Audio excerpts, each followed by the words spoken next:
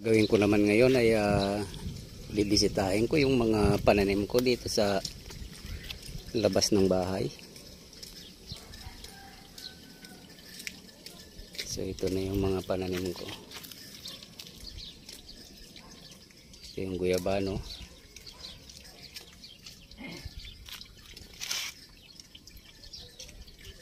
Malaki na siya. At may papaya naman ako dito.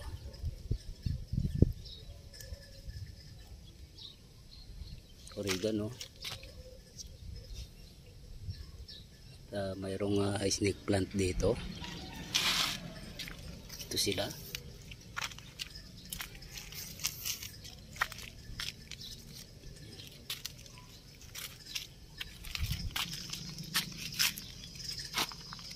Mayroon pang isang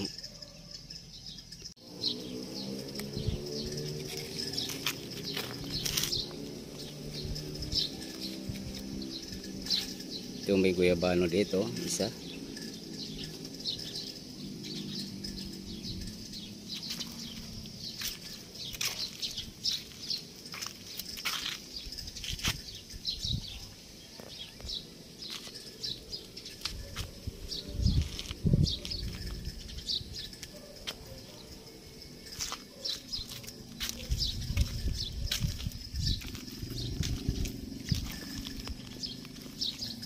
Ito naman yung isang guyabano. Mayroon pa rito. So kapag naglakihan to ay kailangan mabawasan yan. Kung alin lang yung pwedeng iwanan na puno. Kasi hindi rin maganda yung masyadong maraming puno. So tama-tama lang yung may masisilungan pagdating ng summer. At saka siyempre dapat may bunga rin para mapapakinabangan. So ito naman ay kiat-kiat at atis. May guyabano rin dito.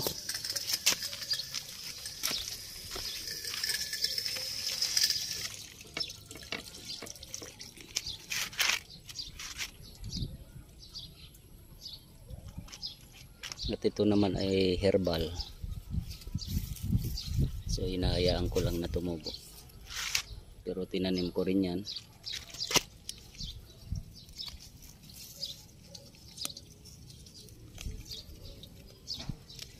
Ayan, mayroon pang papaya dito.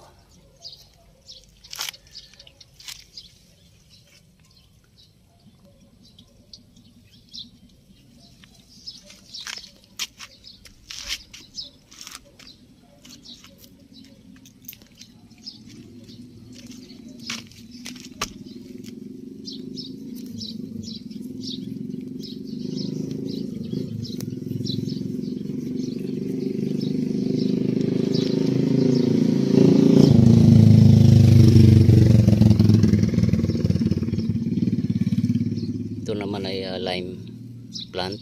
Bali ito yung green na lemon.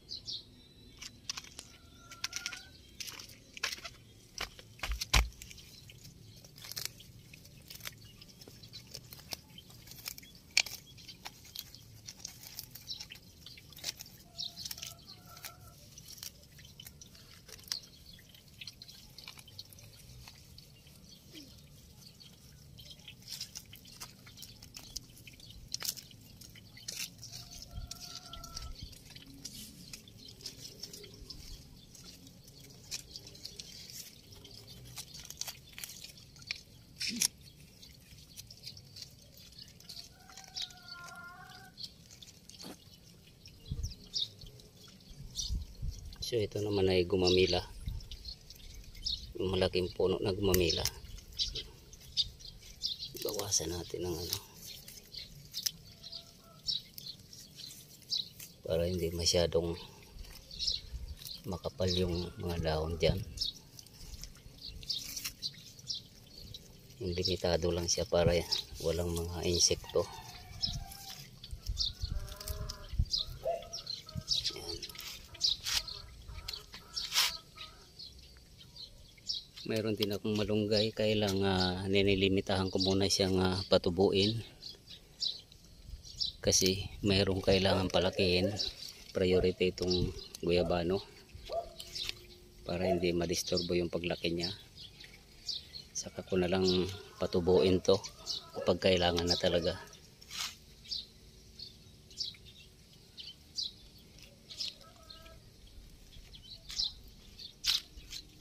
Ito naman papaya.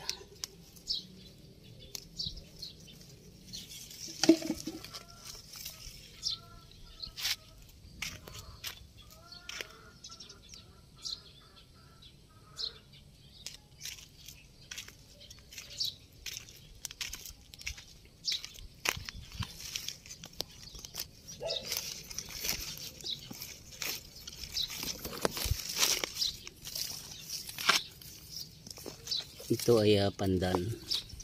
Ito yung inahalo sa kanin para bumango. So kapag nagkaroon ng sanga to, tatanggalin ko na siya at yung panibago yun naman ang itatanim ko. Kasi ayaw ko rin ng masyadong malaking puno. Kasi marami pong mga insekto.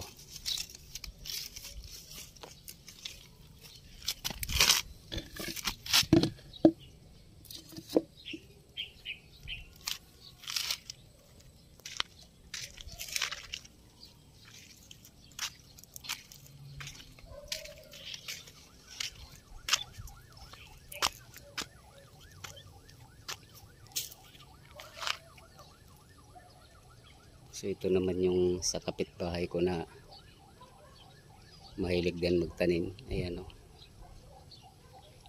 Habang bakante yung lupa dito, wala pa yung may-ari, hindi pa nagpapagawa ng bahay. So tinataniman din nila. Ayan o.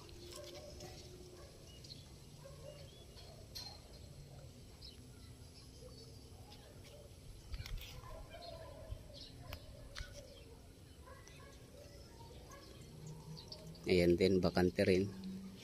So tinataniman din nila, may mga papaya dyan, no? Kilid ng karsada.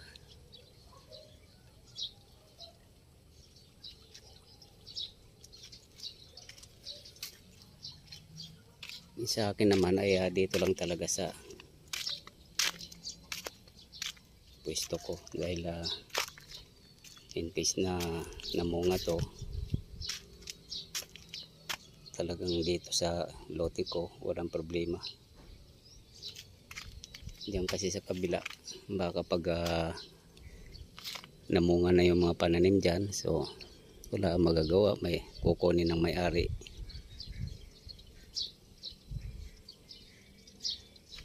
Sayang yung pagod. Ayan o, may saging dyan o.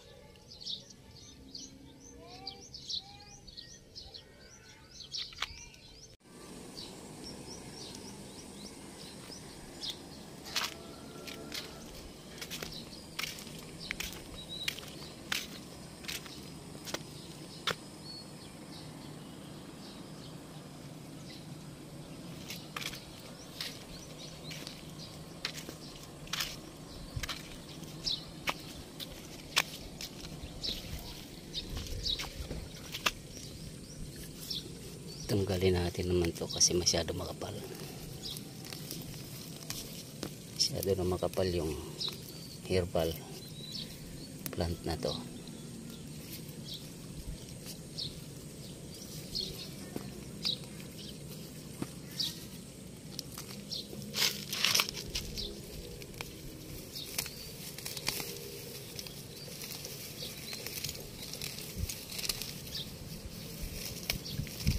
Nililimitahan ko lang din siya.